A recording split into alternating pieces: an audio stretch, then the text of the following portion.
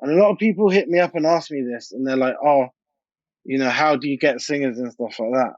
All I did in COVID times was I just called them up. I hit them on a DM and said, "I'm really into what you do. It's like, here's some instrumentals. If you catch a vibe on them, then send it over. If you don't, you don't. No hard feelings." And I literally did that to a bunch of people. And I got loads of amazing music back, and this is it, Hey, I'm Graham Farmer, founder of the dance music magazine Data Transmission and Twitch partner, streaming on Mondays, Wednesdays and Fridays from 1 p.m. On this channel, we share the full interviews from my Twitch streams. But before we jump into this interview, if you can help this video get more reach by giving it a like and a comment, it'd be most appreciative. And don't forget to consider subscribing so you always get notified when we drop new interviews. Yo! GotSome, welcome to Twitch. How you doing, mate? Yeah, man, how are you? Your DIY in your shed. Yeah. Do you like my little shed? It's my disco shed in the garden. Man cave. Yeah, proper, innit? Yeah, into it. How are you? I'm good. Yeah, I'm just here in Bristol. It's a bit gloomy, middle of winter, making the most of it. You look cold. Yeah, I've got my hoodie on. You know what I mean? Nice. But it's funny. I'm sitting on my kitchen table, and I've got this little chair. So this is me right now. Nice. Funny story. I've actually written loads of music on this chair, on this table. So you never know what happens on the kitchen table. Is it just the shape, or is it like, 'cause it doesn't have a back, does it, that chair? What's going on with it? Nah, it's kind of like I don't even know. It's something from IKEA, and it's perfect for me to sit under. How's the last couple of years been? Like, I haven't seen you for a while. Like, I think the last time was BMC, like 2019, Brighton. maybe. Yeah, it's been crazy. I remember playing up on that 360 thing in Brighton. That's right. That was like early 2019 as well. So it's been a solid long time, 3 years. Holy crap. Yeah, it was kind of crazy because I went into lockdown and I was like kind of panicking, not knowing what to do. And before lockdown, say from 2017, I started like writing loads of different stuff. So I was writing lots of acid house and stuff, and it kind of didn't fit into GotSome. I got like a classic 303, and I borrowed like a bunch of outboard from my friends, and I just started writing all this music, and it didn't really fit with GotSome. So I sort of started writing this new alias, didn't want to tell anyone about it, didn't really know about it, just knew that I was writing the music. And then COVID happened, and I was like, oh, I'm going to give GotSome up. I was going to be like, don't know about it, kind of lost interest in about it. I was really interested in writing these long, crazy techno tunes and acid tunes. And then I spoke to one of my friends actually in Brighton, and he was like, GotSome's got kind of a bit of a legacy. So I was like, I wasn't really aware of it, because when you're writing music or being an artist, you're not really aware of what other people think. So and then I just started writing some more, and that was when Caught in Your Rhythm came along, and I got given a cappella from Clementine Douglas, which was actually a drum and bass a cappella. No way. Drum and bass record. Yeah, she just told me that the other day. She said no one had really got into it, and no one had really found a beat for it, and no one had really given her a feature. A few people have put her on, like Subfocus and Wilkes and so forth, but no one had really like said, here you go, this is your thing. So Caught in Your Rhythm was that thing. That's mental. And sort of from there, I just went on and sort of writing more GotSome stuff and really homing in on what GotSome is. Okay, so yeah, because before when I last spoke to you, you were like proper releasing acid house tracks as on the Ultra, I seem to remember. And then how did that, like, so you went back in and sort of worked out what is GotSome and what it is to you? Where did that start? Like, fuck, that's a big project.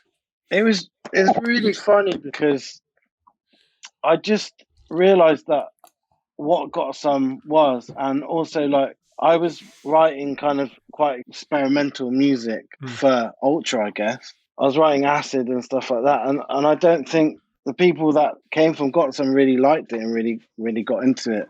So that's what sent me on this more underground path of writing this acid music and really, really being experimental. And then going back into the roots of GotSome, which are keeping it sort of Chicago, I guess, but having full vocals, big bass lines, having it quite fun, you know?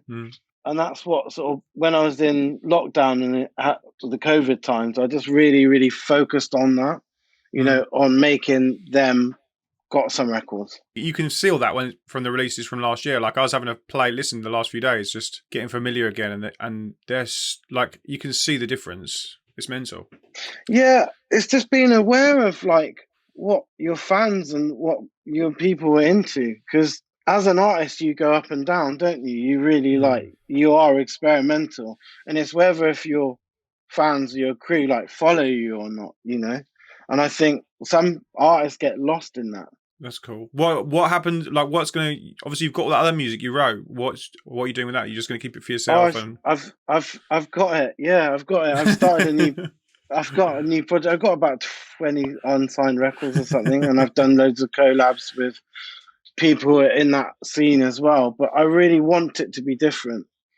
I was trying to do everything together. I was trying to be an artist that put all their output out, but the more and more I realized is people weren't necessarily into that. That's interesting. Yeah, because I would have thought you could have gone like across the board. Now you've got a big enough fan base that you could swerve a little bit, you know? Yeah, it was funny. I really thought that. I wrote an acid house tune with Roxanne Shante. She was the first female rapper from New York, and it was like a hip house, and I love that sound. Just didn't connect, right? And it was a bit of a sad thing for me, but then you just got to realize, like, are people into, you know?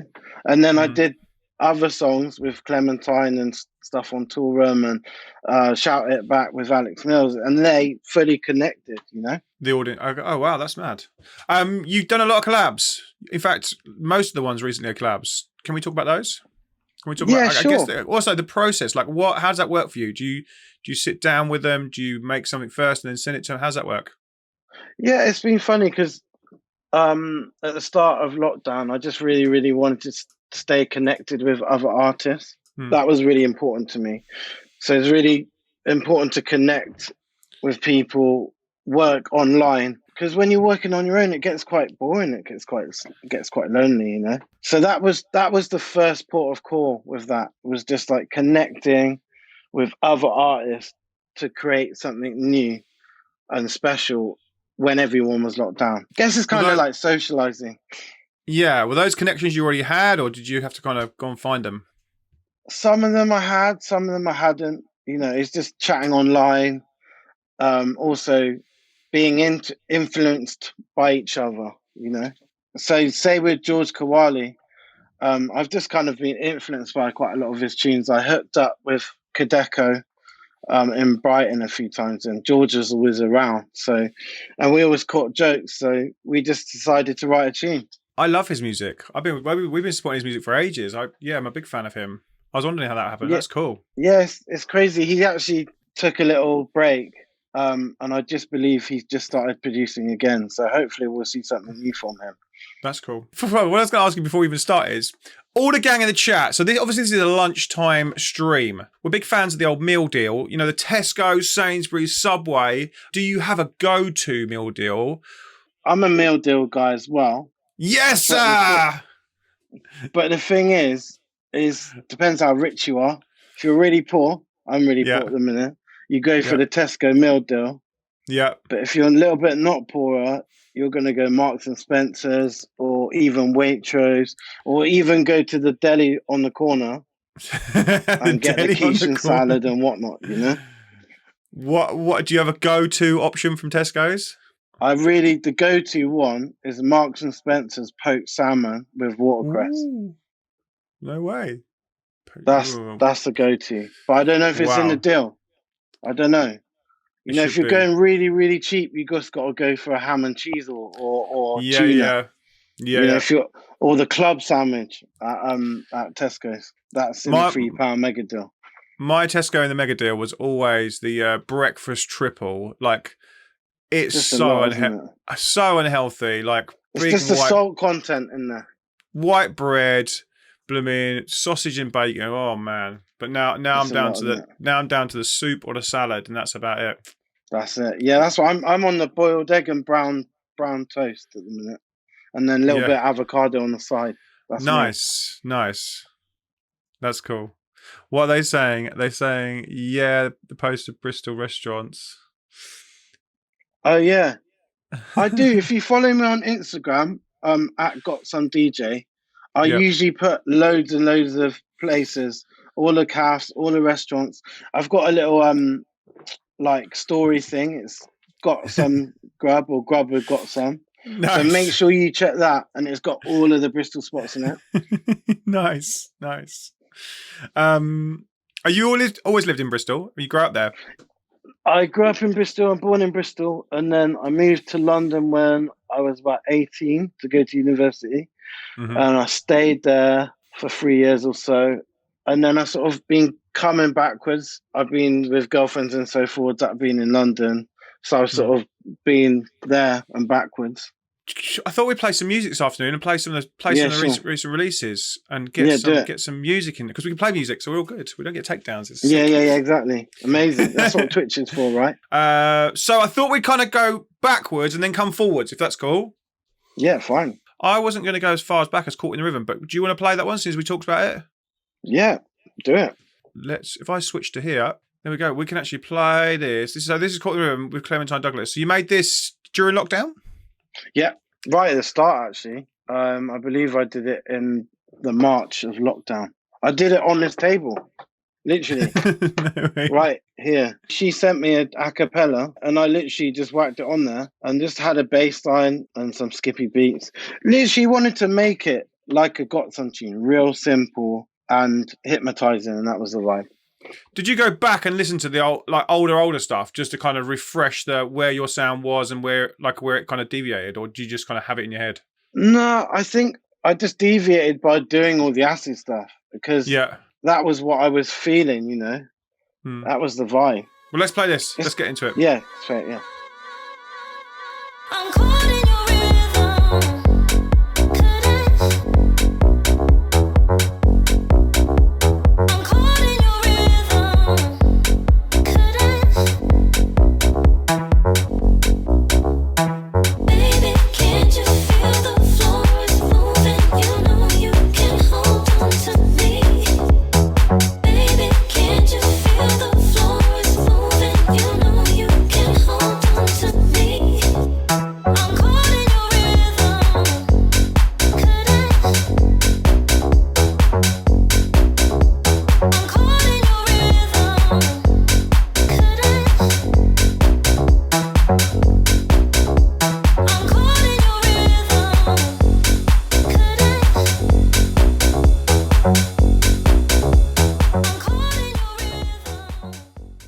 Whoa, that was a banger. Let's give that the rave on. Oh, we'll give it the Hulk. We'll give it the Hulk. Hulk, yeah. Jono in the chat says, must be a nice feeling to get over 1 million plays. I was just saying to you, wow, 1 million plays. Wow. Yeah, I didn't even know. I knew it was getting near, but I didn't know it was 1 million. It's funny. As I was just saying to you, Graham, I've got a couple of copies on vinyl, and I think what I'm going to do is I'm going to give the 2 vinyls away on my Instagram in the next week or so. Nice. So keep an eye on my Instagram, and I'll give the vinyls away. Nice, wicked, cool. Okay, so that was Caught in the Rhythm. Let's carry on. That was sick. This is where I was going to start. Shout it back for cool. For D4 dance. But that's cool, man. I enjoyed that. That was sick. Yeah. Let's talk about this one with Alex Mills. How did it start? Where did it start? And it's really funny. Again, in lockdown, I had this moment of I sort of stopped working with my manager and my agent and so forth. And I just decided I really wanted to go DIY and just reach out to artists. So obviously I spoke to Clementine, and I just started reaching out to loads of artists that I really liked. And a lot of people hit me up and ask me this, and they're like, oh, you know, how do you get singers and stuff like that? All I did in COVID times was I just called them up. I hit them on a DM. and said, I'm really into what you do. It's like, here's some instrumentals. If you catch a vibe on them, then send it over. If you don't, you don't. No hard feelings. And I literally did that to a bunch of people. And I got loads of amazing music back, and this is it, you know? Yeah, that question always comes up a lot. How do you get singer? How do you find vocalists and singers? And like, obviously the audience is all aspiring artists and producers. And I guess there you don't have the legacy name. I guess the same would work for them though, maybe? Yeah, it's tricky. I was actually chatting to my manager that I got now about this, and we were talking about bootlegs and we were talking about samples. And obviously for me at the start, I used a lot of samples, and I got a really good connection with all the radio DJs at Radio 1 and at KISS, and with Mr. Jam and Annie Mac and so forth. It was really important to nurture them relationships right from the start. Even with Jaguar, for me, it was B-Traits. I was really good friends with B-Traits, so I used to send her music, and she used to, on the Sunday night show, she used to play all my music. And then eventually she sat in for Pete Tong, and she played bassline. And then from then, you know, it went off. So I say one of the really important things is making sure you send it to the up-and-coming radio DJs. So even people like Jaguar is so important for emerging artists right now. So that's a really important, if you want to get your music played on radio, make sure you follow through and just keep sending. Even if they don't reply, just keep sending. And eventually you'll find that one song that will connect. I'm in the majority of those producers that can't get good vocalists. And Mario says, do you mind talking about compensations with those vocalists? How does that work? For me, I split everything. So what I do is we get the vocal in, and then everything is split 50-50. Nice. There's loads and loads of people that do it differently. If you're dealing with a professional vocalist, it's really important, in my eyes, to give them what they deserve. Yeah, I noticed all of your tracks where it's you and the vocalist are just equal partners on the track, instead of it being featured or something, which then obviously echoes that what you're saying there as well, which is cool. I think you need to give people dues, especially from where we come from with dance music and looking what's happened over the last 2 to 3, 4 years. There's been really big house records and the vocalists haven't been credited. We need to remember where this music comes from. It comes from the ghetto of Chicago, New York and Detroit. It doesn't come from some white middle-class bedroom in middle England. We need to remember that. If we have good singers on there, they need to be represented and they need to get paid correctly. So let's talk about the process with Alex. So you reached out to her. Yeah, what happened with Alex really is I reached out to her on another song. So originally a song that we did had some of her vocal chops on it, and I decided to try and get another vocalist to do it, but they didn't sound right. So I just reached out to Alex and said, could we use it? I think this is on the Kokini record even. But she didn't actually end up featuring on it. So what happened is she was like, I can't really do this song. I haven't really vibed with it. And then I sent her Shout It Back, and she just did it in about a minute. Came back and was just like, yeah, I got it. It's worked out. And then we went from there really. Really wanted to keep it simple. Do you ever get involved with the kind of lyric process, or do you leave that to the writer? And that's not my thing. That's not my forte. I haven't got them tools.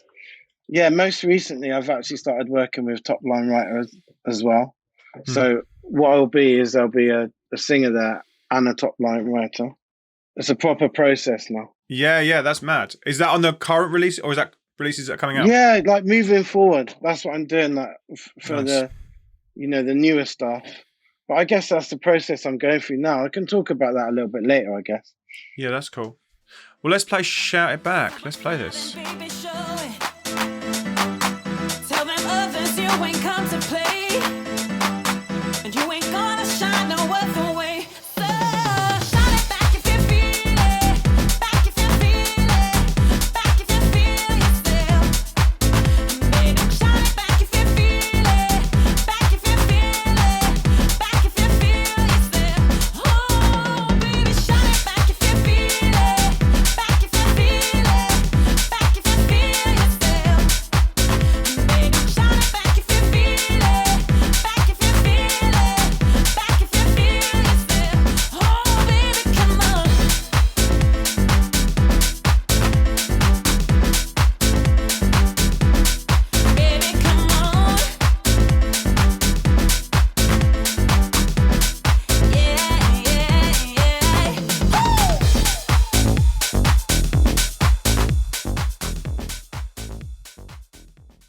So go and tell us about the track. I guess when I wrote the tune, it was funny because I borrowed an original Roland TR-303 Nice. off Toddler T. He finished using it. And originally there was a story that he had bought it from Nightmares on Wax or something like that. Yeah. So this piece of equipment had a lot of history. So I took it to the studio and worked out how to use it. Anyone that's used a 303 knows what a bootleg it is. Because you've got to basically you've got to tap it. And you've got to tap all the notes. And then you've got to tap it 16 times. And then you've got to put an accent on it. It's anyone that produces and makes it knows what a bootleg it is. So end of the day, in lockdown, I spent ages just looking at it and messing around with it and learning it and stuff. And this track was the one that I went fully just went crazy on it. And Nice. I'm happy that it's a vocal tune and it works, and it doesn't sound like a crazy underground acid tune. Yeah, because I was going to say, you've still got the acid in there from when you're saying that you kind of pulled it out, but you've still got it in there, and which is mad. Yeah, I just want to keep original with it. That's the thing. I didn't want to completely take it away. There's a few tunes that I've written under this new alias they're completely wild. They're more like Daniel Avery or one of them, proper left. Oh wow, that is out there. But going back to signing it for D for Dance, obviously I came originally from Defected. Yep. So it was always a dream for me to work with Defected again. I think as a record label and a camp, they're really, really good. Creatively and culturally, I think they're really, really pushing things forward. And they have been for many years. Yeah, because you got your first release was on Defected, wasn't it? And yeah, first 2 or 3. In fact, wow. So Baseline was the first. Yeah. So wow. Baseline, and then I did another one, a second EP. And did you just send that the normal process, like literally send it to Simon and hope for the best, or how did? No, it was funny. I sort of touched on the story before. What happened is I gave it to B Traits at the time, and what happened is she was covering Pete Tong. I think Pete Tong was sick. Yeah. And then she played bassline for the first song, and I believe Simon and Andy Daniel, who was working for Defected at the time, were driving back from a gig, and they heard it and they were like, "Oh my God, what's this?" Next day they contacted me and they were like, "Oh, we really want to sign it."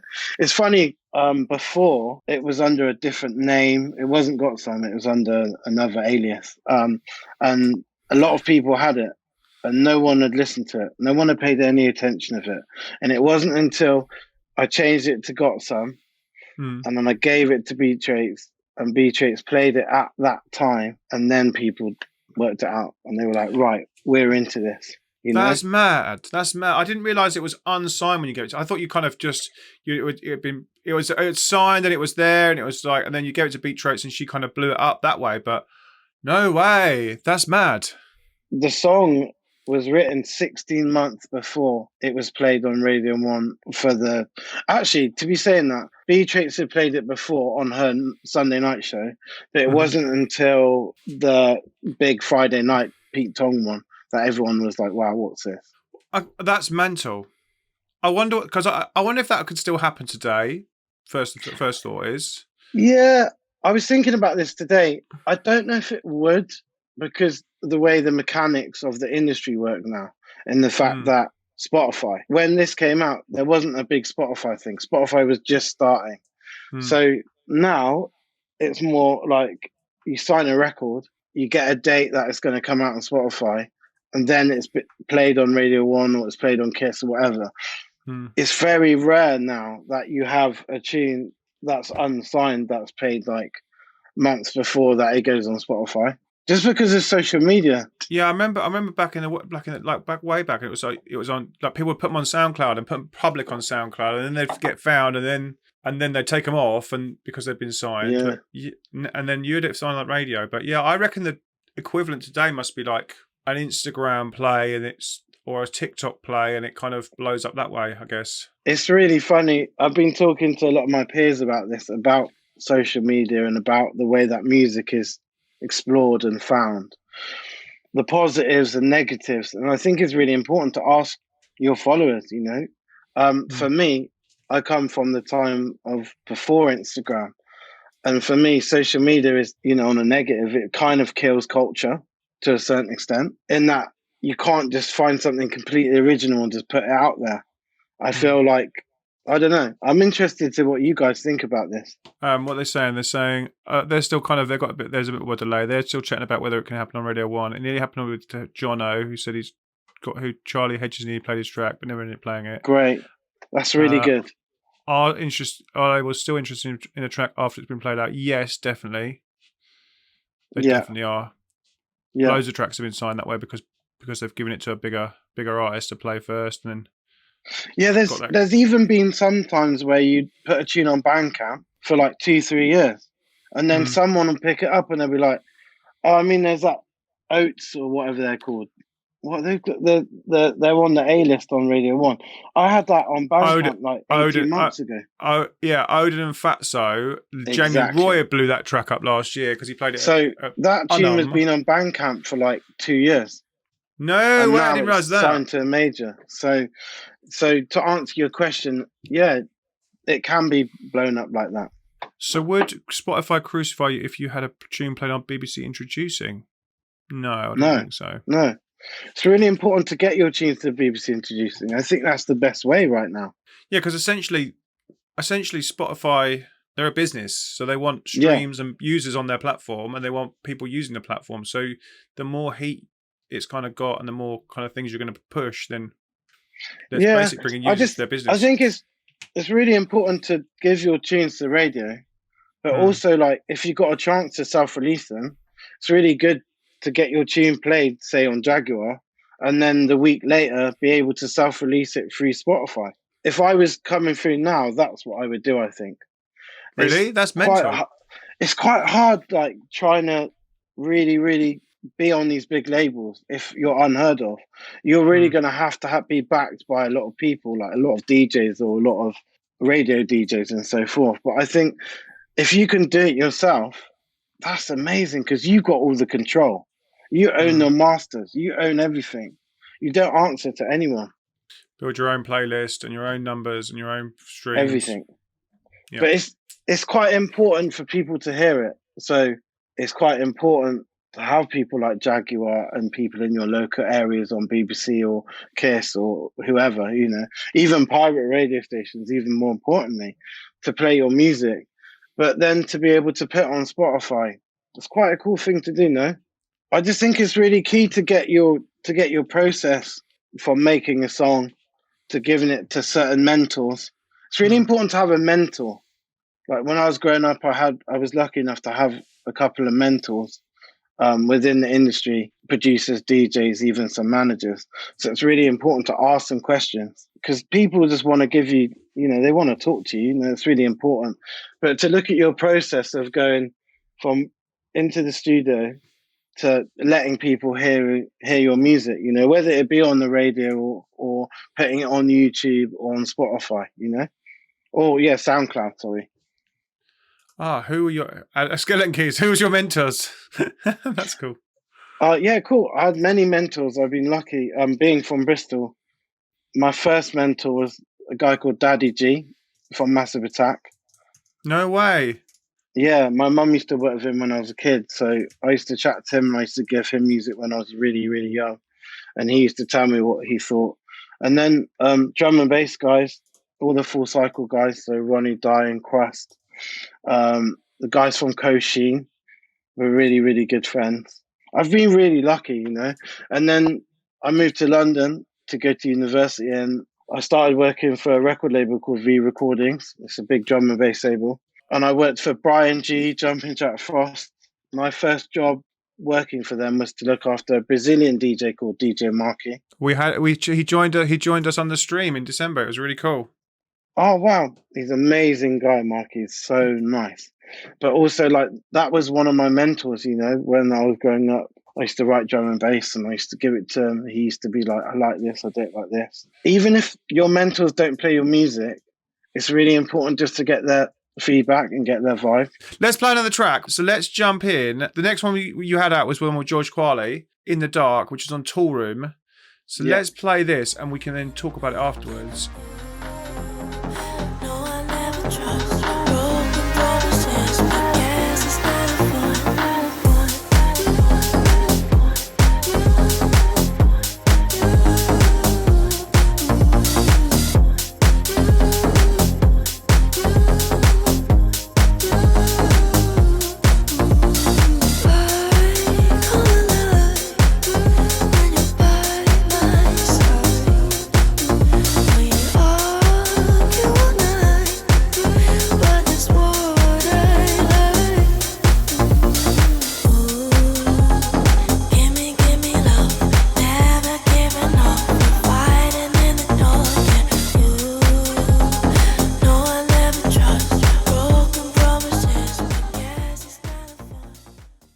There we go. That was a good Yes. time. There we go. What's going on in the chat? So, what they're saying? Killer vocal on that. Yeah, it's funny. The singer that we wrote it with is actually more of a folk singer. No So way. that was the reason why we didn't have her feature, because her solo stuff is completely different and there's nothing to do with dance music. So her and her management were like, let's keep it separate. And we were like, cool, it's fine. Yeah, I guess that crossover, like, because I guess from a Spotify point of view, you're crossing over. You want to kind of touch each other's audiences, but hers is just not going to completely help different. yours. Yeah. It wouldn't benefit her to be on a dance label. So I totally understand that. She's really cool. She's called Erica. I think she's going to be really, really good in the next few years. Oh yeah, Mario said she's got a really nice tone. Yeah, she's amazing. And those people didn't realize you started drum and bass. Yeah. I got a fun fact for you.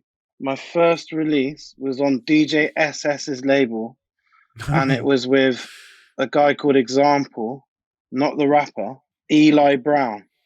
Yeah. So Eli Brown, that's a tech house DJ now and producer. Used to be a drum and bass producer called Example. Yeah. And me and Example wrote drum and bass together. I was called Adrock, and he was called Example. We did, our first tune was on SS's label, and then my second release was with Danny Bird on Hospital under Adrock. No way. And the song was called Planet Music. So there you go, fun facts. Drum and bass. Nice. Danny Bird blown up this year as well. That track he's got alone is absolutely sick. Yeah, it's massive. Yeah. With DWE. And Eli, who went to He went to dubstep as Low Star, and then he went to mad. Yeah. I mean, that was sort of drum and bass as well. But he smashed it. So fair play to Gav. Big up Gav every time. So that was with George Kwali, and that was on Toolroom this time. So you're moving around, which is nice. Yeah, it's tricky sometimes moving around, but I love all of the labels that I'm working with at the minute. Especially Toolroom and Defected have been really, really good. I was at Toolroom before the pandemic, and Pete Griffith said something to me about. He said, when you kind of living in your hobby, you need to have other hobbies outside of those to kind of keep your mental state. Do you have other hobbies apart from music? Yeah. So obviously eating is one of them. Yes, restaurants for you. But also, I have a love and hate relationship with yoga. And I started doing it about 5 years ago, and I really got into it. Obviously, I'm really short and fat, so it's not ideal for me to be bending anywhere. Yeah. But for mental health use, doing yoga has been really good, and you get healthy. And if you do it fast and quick, you do sweat and you do lose some pounds. So I'm saying yoga. I've been doing it on Sunday mornings at a big class in Bristol, and it keeps me from going out, getting drunk on Saturday night. So nice. I've tried it a few times. I'm terrible. My balance is terrible. Yeah, I mean I can't run, so you're quite good at running. I tried running, and I'm not very good at running. So I'm getting better at running. I'm just trying to swim now, and I'm trying to cycle because I might do it. I'm trying to build up to triathlon, but you're going to be an Iron Man. Well, we shall see. No, never. I always Hulk, man. Always Hulk, not Iron Man. Always Hulk. Gotta keep drinking that water, mate. That Bristol water. I've tried yoga. Shelly does yoga. Yeah. I'm just make a lot of grunting noises. And I'm thinking about making an exercise video, grunting with Graham. Give it a go. My yoga's terrible, man. Yeah. I'm glad you enjoy it though. Yeah, it's more of a mental health thing, really. I find, and just breathing and doing exercises again and again, and stretching and stuff. I mean, it's tricky because everyone knows in this game there's lots of ups and downs. So you might have 2 days of like achieving lots and getting a lot of reflection and a lot of people bigging you up, and then you've got another 3 days of being on your own in the studio or being at home, going round and round in your head, So yoga's quite a good way to just get that away. The next thing you had was Big Time Love, which is absolutely massive. I flipping love that track when it came out last year. Yes. Yeah. We hammered that, didn't we, guys, in the stream? That was literally, I think, out when it's midsummer, wasn't it? And just wanted to make a festival tune, and the festivals went on. So it was like there was a little bit of festivals, but I really, really wanted to just make big piano tune. Because the funny thing is, as GotSome, I never wrote an M1 piano song for years, and probably till then, probably till like this tune is probably my first big M1 piano tune. Or Shout It Back, maybe, you know. It's funny, I'd lasted this many years and didn't do an M1 tune. Is yours all hardware then? Have you got a big studio hardware? No, it's funny. I actually gave my studio up in mid-lockdown. And my friend, who I produced with for years and years and years, that at the start of GotSome, there was two of us. And me and Alex still work together. He mixed all my tunes. So he's now moved out to Froome, and he's built a studio in the garden, like a massive outhouse thing. And I've been using that. So I've been writing stuff on my laptop on my kitchen table right here. Yep. Getting the ideas together, making a track, getting some of the vocals sent here, and then taking them to his to mix. And if I'm recording the vocals live, I do them in London. I've been doing them in a bunch of studios, at Ultra, at the Cube, bunch of the big studios. It's been really fun. It's been different. I've never done this before. Before it was more in the studio, touching knobs, making club records. Since lockdown, it's been like, let's make some tunes with vocals in. I've never done it before, you know, like full, feel good radio tunes, Spotify tunes. I try and make them work in the club as well. That's key. And I guess going back to Big Time Love, that's what I wanted to do. I wanted to make a record that could be big in the festival, but also work on the radio and on Spotify. Before, when I was in my studio, I had a lot of stuff. A lot of stuff being written on a Moog Voyager. I had a two Waldorf synths. I had a Pulse. What was the other one? I think I had a Pulse 1, Pulse 2, Moog Voyager. Been using some drum machines. If you listen back on all of my stuff on Ultra, I did it on a Roland TR-707. I did it on an 808. But all the drums were on a 707. So if you listen to the acid ones, the 707 for me is the best drum machine. I absolutely love it. If I had enough money, I'd have I'd probably get an SP1200 at Emu. That's like what all the old like house guys used to use. But who has the money right now? I mean, I haven't got lots of money, so if you spoke to me in 5 years or something, if I had like loads of hits, then I'd have lots of output. Right, let's play this track then. So this one was with Kiri and Tasty Lopez. Kiri, that's his name. Kiri. Yeah. He's from Liverpool, guy called Kev. I did a session with him in London just before lockdown, and he had the keys, and I had loads of drum ideas and the bass idea. So we got together, wrote a song together. And that's when the story is that Alex Mills, he had some Alex Mills samples that I went on the tune originally. And then I got Alex back in to do it, but she couldn't catch a vibe on that record. So she then wrote Shout It Back at the same time. So then I reached out to loads of other different vocalists, went to like 5 different vocalists. It was so hard to find the right vocalist for it.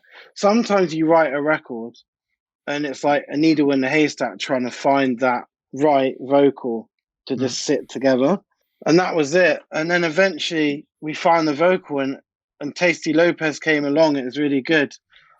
I knew Tasty from working with Mark Knight. Yeah, she did a couple of amazing tunes. Also, she works with Glasgow Underground.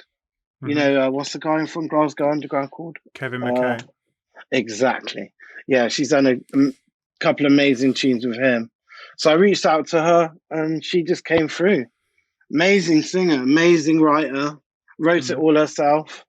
Really good. So, you know, again, I'm really hoping for it to work this summer and that maybe the parties and the festivals weren't as big last year. So this year, I really, really want to push that. Are you thinking that these tracks that were kind of out last summer, you'll just keep hammering through some of this summer and make them pop this summer? Yeah, I think with Big Time Love, yeah, definitely, and also with some of the new ones, there are definitely some summer ones and there's some winter ones. It's funny when you're a producer, you kind of like when you're in that vibe and it's cold, you're going to write a winter tune. You're going to write something maybe more progressive. I recently wrote a sort of progressive prog tune, which kind of sounds like Camel Fat, which is nothing like GotSome, and I never would have thought about doing it, but it was just like It got to a certain time. It was late. It was really, really rainy. We wrote this song with this amazing singer called Lily. And I don't know if anyone's going to like it because it really doesn't sound like GotSome, but you just never know, do you? Are you still going to release it? We'll see. It's going around a few labels at the minute.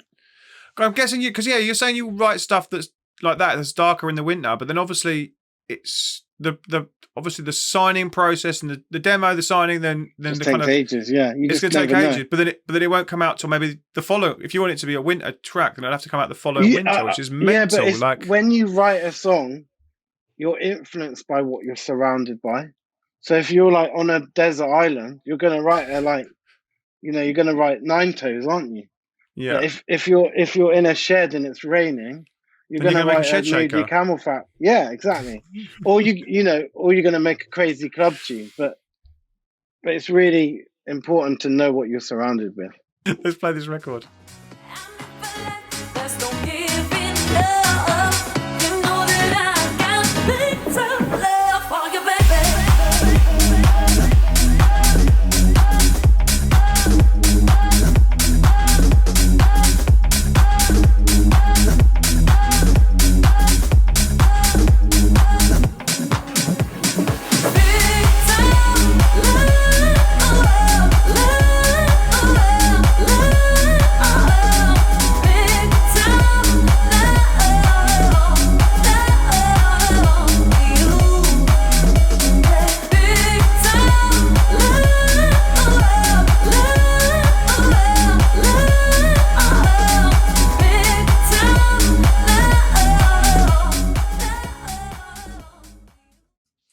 There we go.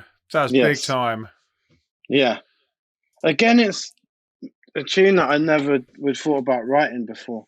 And just in fact that I've never written an M1 style tune before. And it is big and, just festival tune. That was the idea, Nice. Next up, None of Mine. Man, we love this track. On our Twitch streams on Friday, we've been hammering this. It sounds like a warehouse track. It's fucking amazing. That was the idea, really. And again, going back to the drums, I made these drums with a Roland 707. In my old studio, we had one. And I just used to bang them out. The whole Roland's, the way that they did it back in the day is literally, you just had all the kicks and claps and you just like whack them down and then you press run. And it just fires them off. It's so good. The 707, I love that. Yeah, we played it for the first time, and we're just like, whoa, this is fucking amazing. Yeah. And obviously the Sharlene Hector, for me. Tell me about her. Originally coming from Basement Jaxx. She was, when I first started GotSome, she was like one of my dream vocalists to work with, with Sharlene Hector. And the other lady, Vavula, both of them, absolute goddesses. How did that I didn't know that. That's mad. Yeah, that's crazy. And again, DMs and messages, or did you know? No, this was actually a bit different. I had a conversation with one of the A&Rs at Defected. He was like, "You should try and send her some stuff," and then I hooked up with one of her kind of managers or person that deals with her stuff, and she was like, send some tunes, and this was the first tune. Again, I did the idea on my kitchen table. I sampled loads of 707s from when I was in my old studio, chopped them up into little bits, made them into midis, and played them on my kitchen table, and just like lashed them out. I mean, they're quite messy and quite old school. And then I sampled loads of old keys from old records, and then put them in the sampler, and then rejiggled them, remade them basically. It's really important that I wanted this tune to sound old school. Like it needed to sound like classic house. So when I wrote it, I didn't want to put like a new vocalist on, like a pop vocalist or something. I really wanted it to sound authentic, gospel-y, that whole sound. And Sharlene was the perfect person for it. That's so cool. That's really cool. You sample a lot. Do you have any, like obviously our gang are all new and aspiring. Do you have any tips for sampling? It's funny, again, I was chatting to my manager about this morning. For me, I sampled a lot. The key to GotSome was sampling at the start. But the problem with sampling these days is, I don't know, it's too easy and it's quite throwaway. So it's really important to study your music, to know where your samples come from. It's too easy as a producer to write music and go, oh, I need a vocal. So you go on YouTube and you go, oh, a cappella, and also all of a sudden like Black Eyed Peas come out, or I mean we could spiral them off if we want. It's too easy to do that.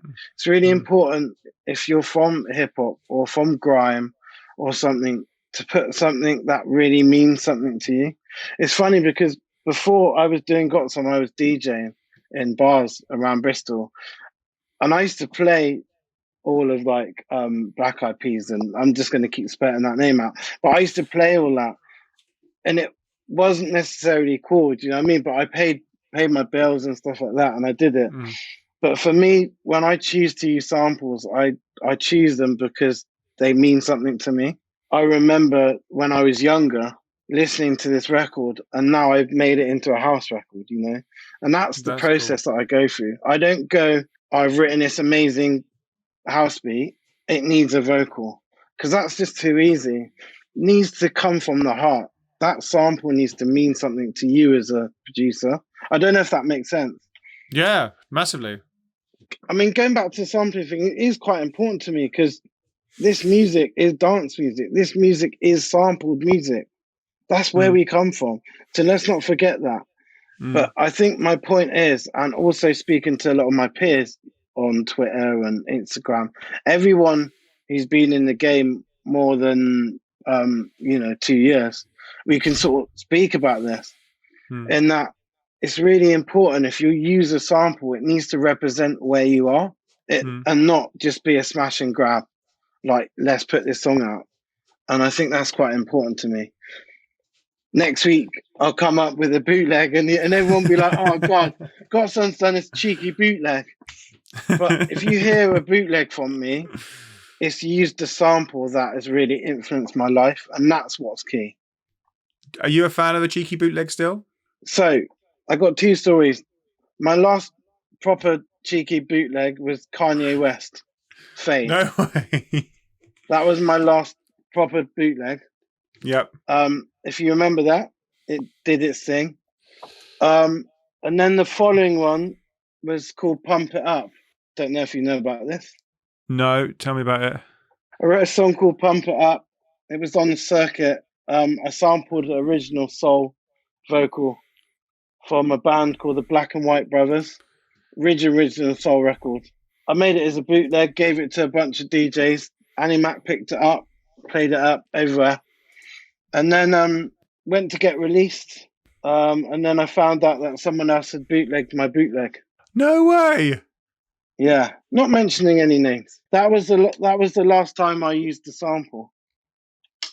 Because cool. Right, I found your remixes. Should we play this? I feel his fade. I just fade away. I feel his fade.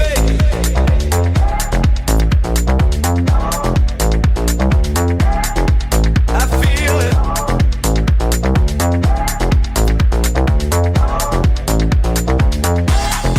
I feel it. Roll up, hold up. Roll up, roll up. Roll up, hold up. Roll up, hold up. Roll up, hold up. Roll up, hold up. Roll up, hold up. Roll up, hold up. Roll up, hold up. Roll up, hold up. Your love is fading. I feel it.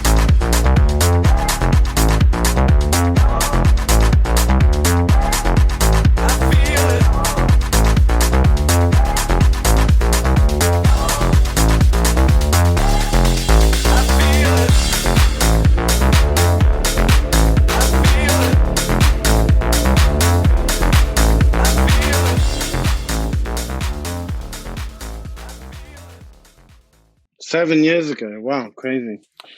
That's mad. I remember that track. Yeah. That went mad over Annie Mac, didn't it? Went mad everywhere. Yeah, it's crazy. I remember they made it hottest record, and Virgin kicked off. Virgin was telling Annie not to play it because obviously the original, well, not the original, but Kanye's version was going out on the MTV Music Awards, and the day before they had made it hottest record, my edit. So like everyone was going crazy about that. But that was my sort of last big bootleg edit sample thing. And the reason why I did that is I had a festival booking and I was playing a massive stage. It was at Boomtown. If you ever been to Boomtown, I was playing that massive stage, and I was like, I just really want a banger to end on. Yeah. So like 2 days before, I heard it on the radio, and I was just like, all these samples that Kanye used are old house samples, like every one of them, apart from the choir bit in the middle bit. That was it's a gospel sample. Yeah. So I went back and I took all the original samples from Mr. Fingers, all of the sounds, and I remade the bass on the Juno 6, and just totally did it. 808s on the drums, totally tried to remake it in that 80s fashion. And I did it, and I played it at Boomtown, and it went off. And then I sent it to Annie. And much did I know that at the time she had made the Kanye West one, the record of the week. And then I gave her my version, and she's like, "Oh my God, I can play that on Friday nights now. It's 125, it's a house speed, which is what it originally was, So literally, it was a DJ edit. I was making a tune for my DJ sets. And that's why it wasn't a remix, it was a DJ edit. So, so coming out of that, I sort of stopped kind of using samples. And the reason why I stopped using samples is you could put a lot of work into a bootleg or an edit. A couple of months down the line, someone else could do the same. All your hard work goes to vanishes. So for me, everything I've done since then, I've tried it to be originally. It's custom. It's made totally fresh, no samples. If I've taken a sample, I'll remake it, make it back to front. I'll make it mine. I'll custom it to make it sound GotSome. And then everything from Caught in Your Rhythm has been that. So, trying to make it my own, And then if someone totally bootlegs, they know that it's mine. It's my sound. It's not my bootleg of something else, That's cool. Right, cool. Let's play None of Mine. Let's play that. Yes. I love this record, mate. It's really cool.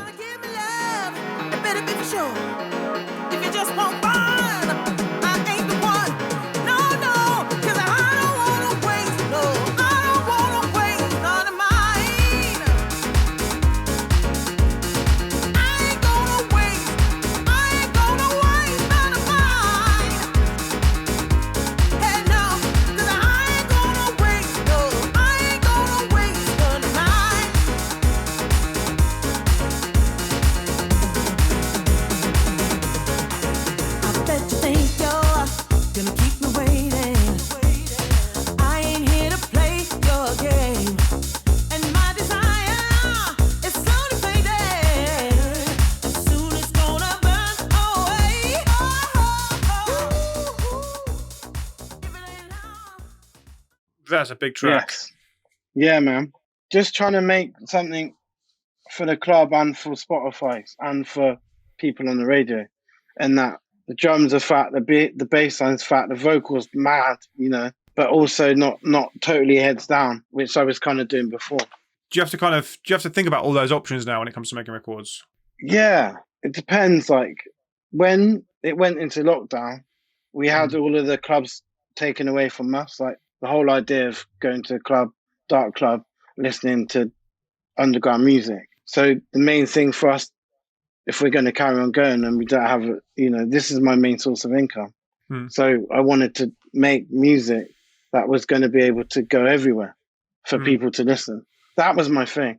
I wanted people to listen to GotSome on a Friday night, either on the radio or on Spotify, because that's what people do, especially when the clubs were closed. That was what I was doing. I was writing music for the time. And all the music that you're hearing right now came from that. It came from COVID, you know.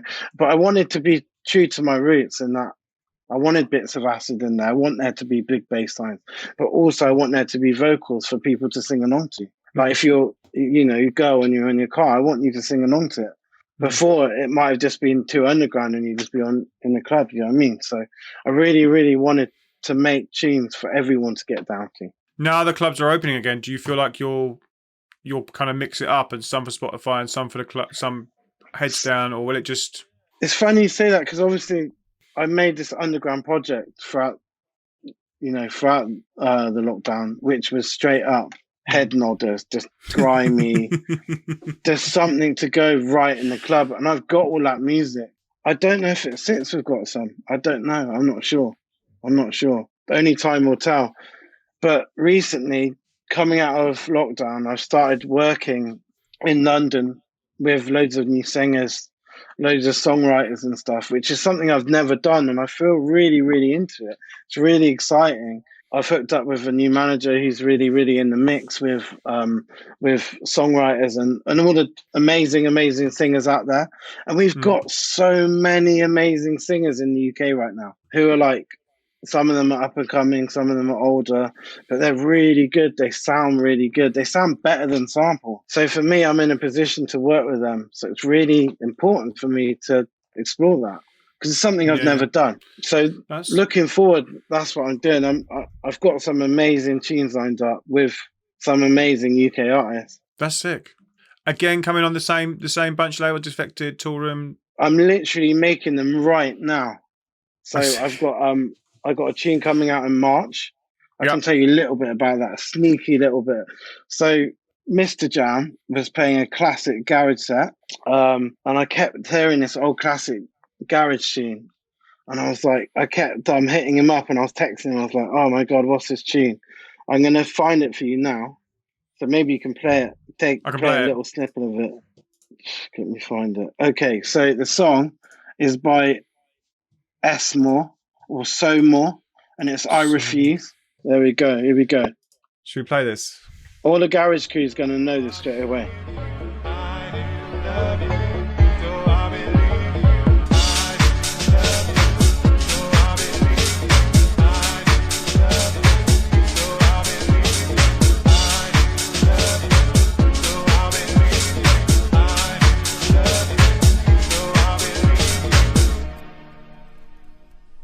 I refuse to believe. I refuse to believe that. I refuse to believe. I refuse to believe that. I refuse to believe. I refuse to believe that. I refuse to believe. So basically, Mr. Jam was playing this tune on Kiss. On Capital Dance. Capital. I called him up and I was like, what is this? I was driving so I couldn't Shazam it. And he said the vocalist is a guy called Damon Truitt. He's from Baltimore, I believe. So again, I just got on my phone. I tweeted him and I was like, I love your voice. I've been a garage head for many years. Can I give you a tune? And I wrote this really simple garage tune, and I wanted it to sound really 90s in the fact that it's not overproduced.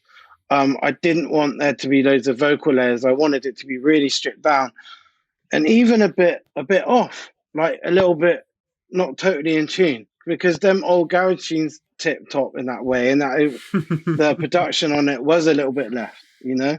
And that was the vibe with this song. So I've just written it, and it's going to be coming out next month. And it's called Let Me Dance, and it's about him as a singer, as a gent, going out to a club for the first time. Obviously, he's in America, but he's going out to the club for the first time, and he talks about his experience. He sings about it, you know. That's and so sick. I can't wait for everyone to hear about it. So that's coming out in March.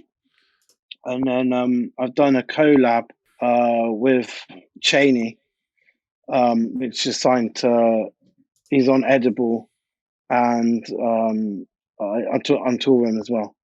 Yeah, I like Cheney. We've been supporting Cheney for a bit. So what I was going to say is next month I've got that coming out with the legend Damon Truitt. Yep. Again, it's quite different for me. It's a garage tune. I guess for GotSome Heads, I kind of wrote a bunch of garage tunes at the start. So yeah, it's coming out, garagey thing. And then in May, I've got a summer tune with Cheney on Toolroom coming out. That's the plan. And then I'm writing loads of music with amazing singers from England at the moment.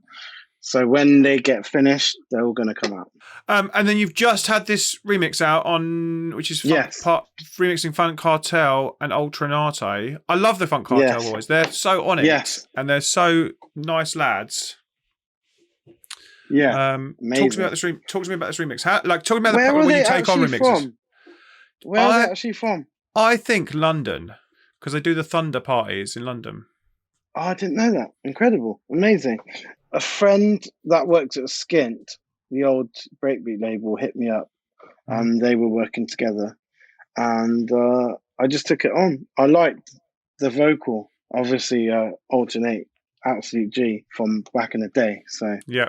It was amazing working with one of her vocals. Can't complain about that. Where do you start when you've got a remix? Where did you start with this remix, or where do you start generally with remixes? Generally with remixes, you find the musical part that you connect with the most. And for me, that was the vocal.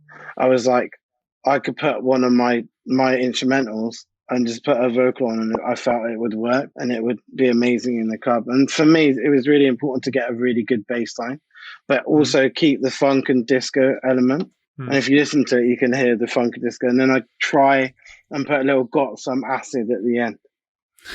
Nice. Right, let's play this then.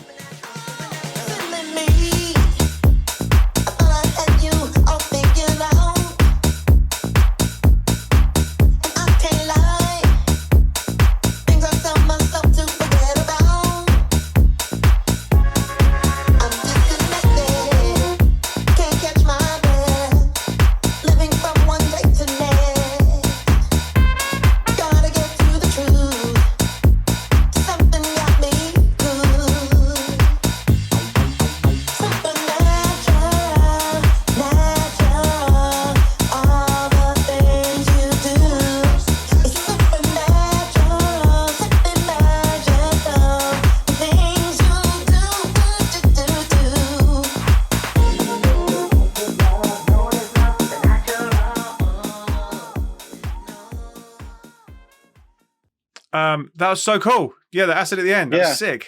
Just trying to keep it GotSome, isn't it? You know. That's it. Gang in the chat, if you've got any questions, drop them in the chat now, and we can we'll ask them after the thing. Yeah, they've got loads. Do you record your vocals, or do you get them done elsewhere? So two things. Sometimes people record them for me. So if they live in America, like with my next single with Damon, he recorded them and then sent them to me. Most recently, I've been going to London and I've been linking with lots of different singers from the UK, and we'll all come together in the studio and we'll record it together. It's been quite funny because for me, I haven't necessarily learned how to record and track vocals. So I'm learning on the job at the moment. So I'll be going into the studio, I'll be like, sometimes be like faffing around and stuff like that. But I'm learning and I'm getting better now, you know. So to answer your question, they come in two different. Sometimes they'll come by email and you'll get an a cappella, and sometimes you do a session on Zoom, which is, for me, I don't really like. But obviously in COVID times we did it. So for me, I like going to London. I like seeing a singer. I like making a song together, because then we both gauge each other's vibes. If you have a songwriter there, it's even more vibes together. Everyone's singing together. Everyone's catching the vibe. So that's to answer that question. How do you make your drums up and get them sounding so polished? First thing is using a good drum machine or using good samples. If you know about drums and you know about drum samples, that's really important.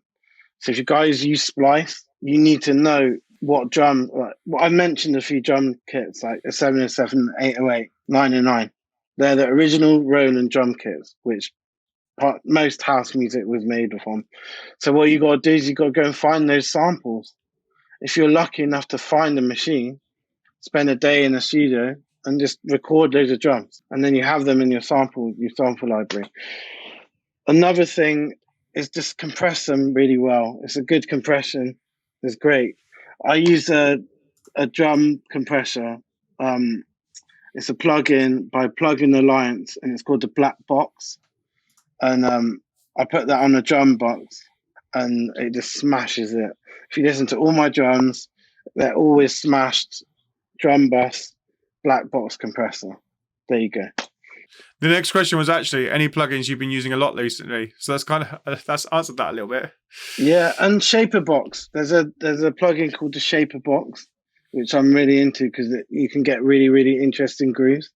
Can't remember who makes it, but it's called Shaper Box, and there's 2 or 3 versions of it. Plugin Alliance are really good. I've got a Juno 6 chorus plugin, which is TL something, and that's free to download. So if you want to make them old acid Chicago bass lines, and you want to get the 2 chorus buttons that you get on a Juno 6, you download this free plugin. It's called TL60 or something, but it's free to download. Definitely get that. Recently got one called Chords, and I believe Sample Magic make it, and it's got all samples in it, but it's stacked in chords, and they've done a standalone plugin and an audio unit. So it's called Chords, and it's with a K. So there you go. Oh, that's a couple anyway. Do you have any big tips for cutting through the noise and getting noticed in the industry? Just got to keep going, even when no one is listening. Like now, no one's listening. You've just got to carry on going, and then someone's going to connect. Like for me, I gave that song to B Traits, and she sat on it for 14 months, and then all of a sudden, I thought that song was dead. That was my biggest song, right? No one listened to it. And then all of a sudden, B Traits on Pete Chong's 11 o'clock on 12 o'clock on Friday night. Everyone knew about my song. So just don't give up. That's my biggest advice. Don't give up. And I'm saying it to myself now. Do you know what I mean? Because you go through ups and downs. And sometimes you're smashing it, sometimes you're not, you know. So it's really important just to carry on. Love it. How about music theory? Do you play or program? No. I am a DJ. I've come from a DJ background. First and foremost, I was a DJ. I was a hip-hop drum and bass DJ. That's where I came from. I only became a producer because I wanted to have a career in music. And it got to a point, as a DJ, it was hard for you to be a DJ. You either had to run a label, have a radio show, or do something like that for you to be successful. So and then I became a producer from that. And I've always worked with people I'm rubbish at mixing. I can't mix down. I've always worked with people that can mix down because it's not my forte. You know, I'm a DJ. I've come from that background. There's the next bootleg, Brian Adams Chicane, Don't Give Up. Oh wow. There you go. Well, you never know. Next week that's what I'm gonna do. I'll put a bootleg up. I'll see who's gonna like it. Do it. I'm just a bit wary of bootlegs, and I've talked to a lot about on Twitter. You know, I just, for producers starting and growing up, I just think funny actually. Red Light was the person that told me this many years ago. He said it's really important to look around you. So whether you got singers, whether you got guitar players, drummers, we're lucky that we have musicians around us. It's really important to use what you have in your resources. So if you have a singer down the road, get her to come and sing some songs. Even if she's an old folk or rock singer, get her to come down because it'll be more original than, let me dare say, another cheesy bootleg R&B one. I don't know. That's just what I think. But then I'm probably going to do a bootleg next week for you lot. You know who I was thinking about who does really good bootlegs is that guy KDA. Do you know KDA? Yeah. He always does really, really interesting bootlegs and edits, and I really respect that. I've never really met him before, but I really like all of his tunes that he puts up. with like cheeky bootlegs and stuff. I'm into them. Kind of like Too Many DJs. Do you remember Too Many DJs? Mate, I love them. Too Many DJs were the last big Oh, hip hop sort of house duo that did bootlegs that were like mind blowing. And for me, I've always wanted to kind of do that, and I've never figured that out. I loved how they would play with a techno record next to a Blue Dolly Parton record, and you'd be like, "How the fuck are you doing that?" Like, And yeah, incredible. and make it credible. Yeah, See, if mad. someone did that now, it wouldn't be credible. And for me, putting my next bootleg or sample thing, I really want people to be like, "Oh yeah, that's sick." It's not really cheesy, you know. What's happening the rest of the year? Like, gigs are now back, touring's back. How is that opening up for you? So my next gig is an important one. I'm playing at Ministry of Sound on Saturday, the 26th of February. Nice. It's a Toolroom party. Nice. And I'm lucky enough to play with all my label mates and my peers at the moment, which I'm really excited about because we're all making music together. So with Cheney and Eden Prince, and then in Nice. the other room there's Mark Knight, there's Gus, Left Wing Cody. Nice. Really good group of people, and I'm really happy to play it. That's a sick lineup. That's mad. It's absolutely amazing. So make sure you get your tickets. If you hit my Instagram, I've got a ticket link up there. So get the tickets in. End of the month, tour at Ministry of Sound. And I got another one to plug. My Go for it. friends in Bristol that run Love Saves the Day have booked me to play that. And I'm really, really, really buzzing to do that this year. Obviously, it hasn't been on for a couple of years. And I'm playing on a stage with Sonny Fodera and Gorgon City. This year it's really diverse. The lineup is really, really sick. Loads of different styles of music. It's not just house, techno, hip hop. It's quite mixed up. And I've been fighting for being on diverse lineups. So I'm playing with Kitty Amore.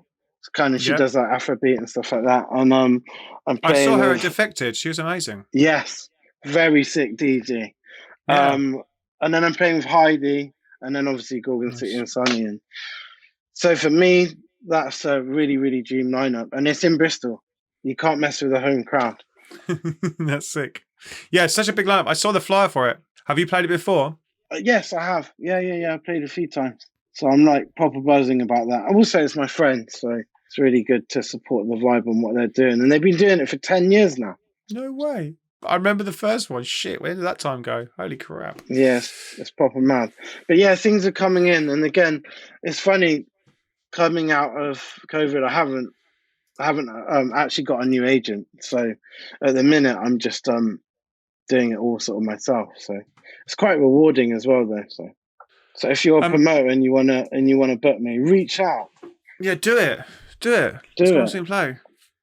Wicked, mate. Thank you so much for joining me. It's been great fun. Yes. Yeah, been me amazing. too. I really enjoyed it. Wicked. And I hope to see you soon. If you found this interview interesting, consider giving it a like and a comment. It helps with the YouTube algorithm, and let me know your biggest takeaway below. Don't forget to follow me on Twitch. I'm back on Mondays, Wednesdays, and Fridays, and you can check out the schedule from the link below as well to see who's coming up in my interview series. I'll see you in the next Twitch stream or the next YouTube video. I'll see you soon. Bye.